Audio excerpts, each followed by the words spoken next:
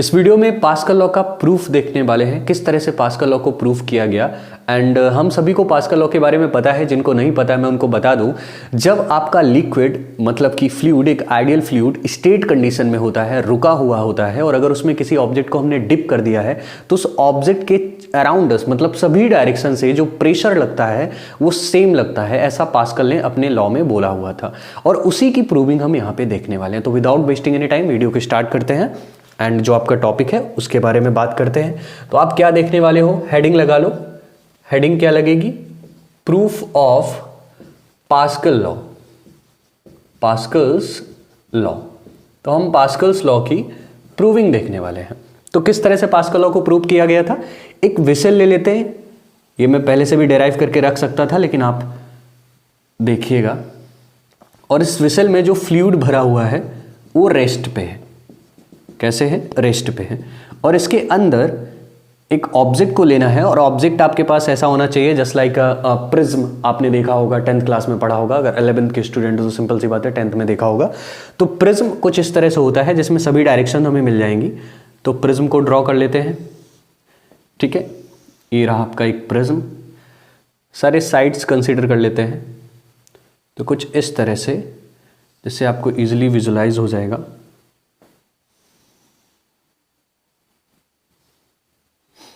सारी साइड्स, ठीक है। ये आपका प्रिज्म है।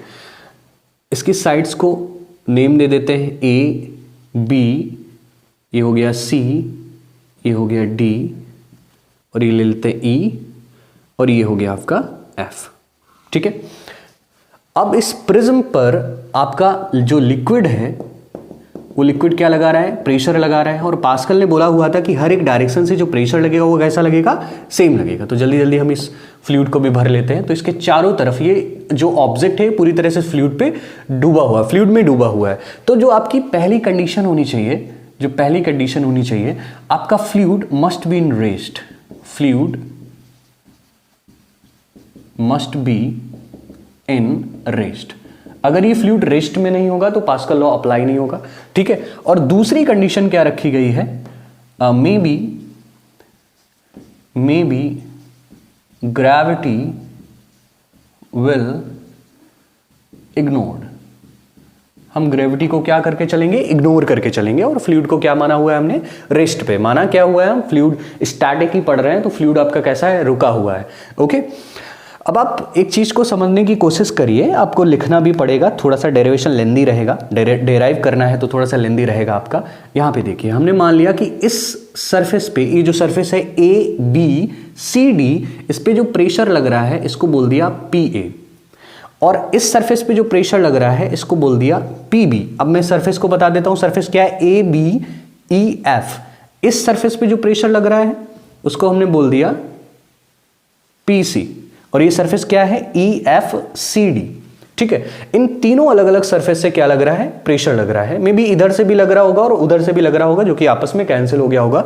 तो हम इन सरफेसेस को ले रखा है। कौन से surface? A B C D, E F C D and E F A B. Surfaces पे क्या लग रहा है? प्रेशर लग रहा है। हर एक डायरेक्शन से इक्वल लग रहा है। अच्छा, पास्कल ने बोला हुआ था अपने लॉ में कि जो पी ए है वो बराबर होना चाहिए पी बी की, और पी बी बराबर होना चाहिए पी सी के। यही हमको प्रूव करना है, ठीक है, कि ये प्रेशर तीनों आपस में कैसे होने चाहिए? इक्वल होने चाहिए। यही इस प्रूविंग में देखना है, ओके। फाइनली चलिए यहां से इस सरफेस पे सबसे पहले तो हम इसकी थिकनेस को लेट कर लेते हैं। तो ये थिकनेस हो गई, इस जो हमने प्रिज्म लिया हुआ है इसकी थिकनेस को ले लेते हैं। तो थिकनेस क्या हो गया? ए बी सी डी और E F. So the thickness of prism जैसा ही ऑब्जेक्ट लिया हुआ है तो थिकनेस क्या है? एक तो थिकनेस ए बी है, और एक क्या है? सी डी है, और एक क्या है? ई एफ है, विच इज एल। थिकनेस को क्या ले लिया? एल। नाउ हम फाइंड करते हैं area. Now area of A B C D, इसका एरिया, इस सरफेस का एरिया पता करते हैं। किस सरफेस का area? A B C D. तो इस पे जो एरिया होगा उसको कंसीडर कर लेते हैं कैपिटल ए और सफिक्स में रखते हैं क्या? ए, जिससे पता चलेगा सिर्फ हम किस सरफेस की बात कर रहे हैं, इस सरफेस की बात कर रहे हैं, ठीक है। या फिर चाहो तो इसको P1 A1 और इसको P2 P3 भी ले सकते हो, आप पे डिपेंड करता है आप किससे इंडिकेट करते हो। तो now area of A B C D surface का एरिया निकालेंगे। तो एरिया क्या रहता है? Length into breadth. तो ब्रेथ आपकी क्या हो गई? थिकनेस हो गई ना। तो इस सरफेस का अगर आप एरिया पता करोगे तो इस सरफेस के लिए एरिया क्या रहेगा? ए आपका हो जाएगा AD इंटू AB। तो AB को क्या कंसीडर किया हुआ है आपने? आप सभी को पता है L कंसीडर किया हुआ है। तो you can write down AD into L। ये किस सरफेस का एरिया पता चला? ABCD सरफेस का एरिया पता चला। नाउ ऐसे सिमिलर आप किसका एरिया निकाल सकते हो? इस सरफेस का। तो अब हमने सरफेस क्या लिया हुआ है? ये वाला सरफेस लिया हुआ है। तो सरफेस लिया हुआ है ABFE सरफेस। तो इसके लिए अगर हम पता करेंगे तो क्या निकल के आएगा? AB निकल के आएगा आपका FE इंटू AF। तो FE को क्या कंसीडर किया हुआ है? L। आपको पता है ना, ऊपर से FE को क्या कंसीडर किया हुआ है? L। तो L इंटू क्या हो जाएगा? AF। नाउ सिमिलर आप कैसे पता करोगे? AC को भी पता करोगे। तो AC क्या हो जाएगा आपका? CD इंटू आपका हो जाएगा FD। तो CD को क्या कंसीडर किया हुआ है? तो L इंटू क्या हो जाएगा? FD। तो आपने तीनों एरिया पता कर लिए। एक तो AA पता कर लिया, AB पता कर लिया, AC पता कर लिया। तो तीनों एरियाज आपको यहां से पता है, ठीक है। नाउ एरिया पता करने के बाद में तीनों सरफेस पे जो लगने वाला फोर्स है वो पता कर लेते हैं, ठीक है। और फोर्स के साथ साथ प्रेशर पता कर लेते हैं और वैल्यूज को पुट करते हैं, देन फाइंड आउट करते हैं। सो अगर हमने मान लिया कि ये जो आपका ऑब्जेक्ट है ये किसमें है? इक्विलिब्रियम में है, इक्विलिब्रियम स्टेट में है। तो according to Newton's second law, तो न्यूटन के सेकेंड लॉ के अकॉर्डिंग आपने क्या पढ़ रखा है? न्यूटन के सेकेंड लॉ के अकॉर्डिंग आपने पढ़ रखा है। अगर हम मान लेते हैं कुछ इस तरह से, डायग्राम को डिफरेंट वे में बना दिया। यहाँ पे ये एंगल क्या था? थीटा था। यहाँ पर भी चाहो तो कंसीडर कर लो एंगल क्या हो गया? थीटा। तो थीटा एंगल पे इधर से फोर्स लग रहा है। तो फोर्स इधर से लगने वाले फोर्स को क्या नाम दिया? FA। तो सिमिलर यहाँ पर इस सरफेस पे जो फोर्स लगेगा वो क्या हो जाएगा? FA।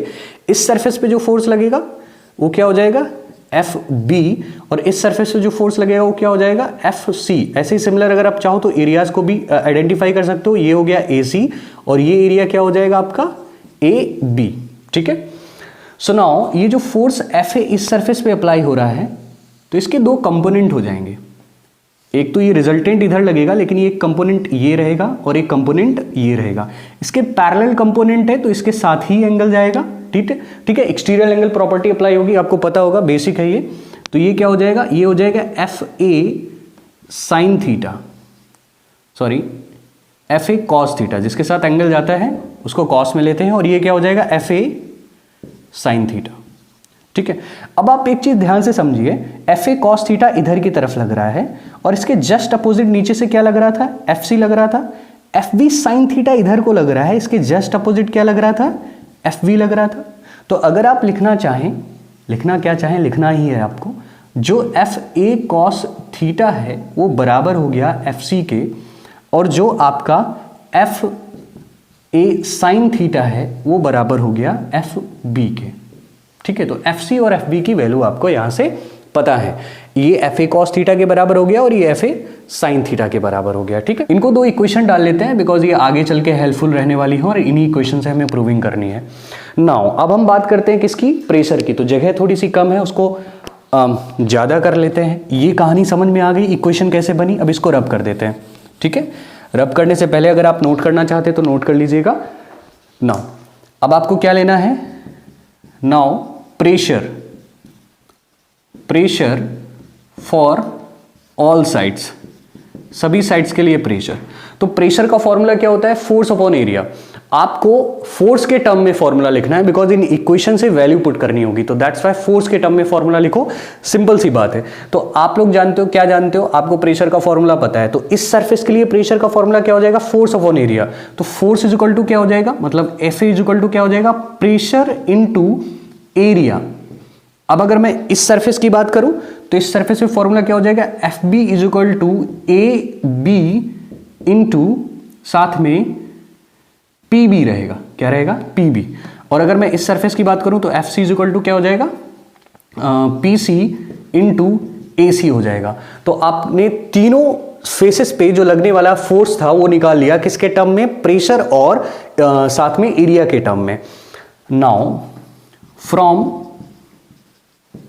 फर्स्ट इक्वेशन, तो क्या कहती है आपकी फर्स्ट इक्वेशन? फर्स्ट इक्वेशन बोलती है F A cos theta F C. तो फर्स्ट इक्वेशन क्या है, F A cos theta is equal to F C. तो पहले तो एफ ए का वैल्यू रख लो, इसको डिवाइड कर देते हैं। किसकी वैल्यू रखनी है, एफ ए की। तो एफ ए की वैल्यू क्या है आपके पास, पी ए इंटू ए ए, साथ में क्या हो जाएगा cos theta is equal to F C की वैल्यू क्या है आपके पास, पी सी इंटू ए सी। अब थोड़ा सा और चेंज कर लो इसको, पी ए, अब ए ए की वैल्यू रखो। तो एरिया आपको क्या पता था, इस फेस के लिए एरिया क्या निकला था, ए डी इंटू एल। तो इस फेस के लिए एरिया निकला था L into A D cos theta, ये क्या हो जाएगा पी सी। पी सी और ए सी क्या निकला था, ए सी की वैल्यू आपको पता है क्या थी, एफ डी इंटू एल। तो ये क्या था, F D into L.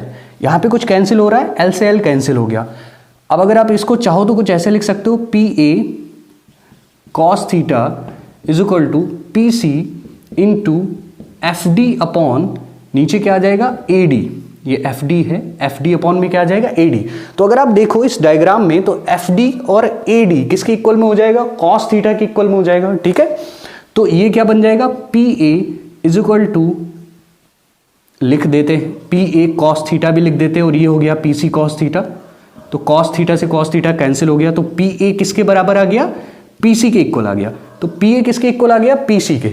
Similar आपको यही प्रोसेस किसके साथ करना है, सेकेंड इक्वेशन के साथ करना है, ठीक है। तो अगर आपने यहां तक का रब नोट कर लिया है तो मैं इसको रब कर देता हूं, बिकॉज स्पेस कम बचा है। नहीं तो अगर उधर ही देखना चाहते हो तो देख लो जल्दी जल्दी फटाक से, वीडियो की लेंथ ज्यादा नहीं होनी चाहिए, कम टाइम में ज्यादा समझ लो। अब हम सेकंड इक्वेशन में कुछ वैल्यू पुट करते हैं। तो सेकंड इक्वेशन क्या है, F A sine theta is equal to F B है। अब एफ ए का वैल्यू रखते हैं। तो एफ ए क्या है आपके पास, pressure into area sine theta, और एफ बी क्या है आपके पास, एफ बी है आपके पास A B into P B, क्या है P B. So A B into P B, ये पी बी है, ये क्या है, ये पी बी है। अब सारी वैल्यूज रख दो। तो पी ए की वैल्यू क्या है आपके पास, ए ऑलरेडी आपको पता है क्या हो जाएगा, ए डी इंटू, तो इसको क्या लिया होता है L into A D. So L into A D sine theta is equal to, A B की वैल्यू क्या है आपके पास, ए बी है एल इंटू ए एफ। तो ये हो गया एल इंटू ए एफ, और साथ में क्या हो जाएगा पी वी। सिमिलरली एल से एल कैंसिल हो जाएगा, P A sine theta is equal to P B A F upon में क्या आ जाएगा ए डी, जो कि किसके बराबर रहेगा, साइन थीटा के। तो P A is equal to, equal में क्या आ जाएगा पी बी। तो पी ए किसके बराबर है, पी बी के, और पी ए किसके बराबर है, पी सी के। तो आप क्या लिख सकते हो, P A is equal to P B और P B is equal to P C, ठीक है। यही हमको प्रूफ करना था, ये बात आप समझ गए होंगे। सिमिलरली जस्ट इसके जैसे करा है, ये क्या है ए एफ अपॉन ए डी, तो ये मिल गया आपका ए एफ और ये क्या मिल गया आपका ए डी मिल गया। तो इन दोनों का रेशियो किसके बराबर रहता है, साइन थीटा के इक्वल में रहता है। तो P A is equal to P V is equal to P C, यही हमको प्रूफ करना था, यही है प्रूफ ऑफ पास्कल्स लॉ। अक्सर कर स्कूल में पूछा जाता है, आप किसी भी स्कूल से, वो मैटर नहीं करता है, लेकिन फाइनल एग्जाम में 10 में से 7 से 8 स्कूलों में ये रखा हुआ मिलता है फाइनल पेपर में। तो मोस्ट इंपॉर्टेंट रहता है पास्कल लॉ की प्रूविंग। सो मिलते हैं नेक्स्ट वीडियो में। Thank you so much for watching.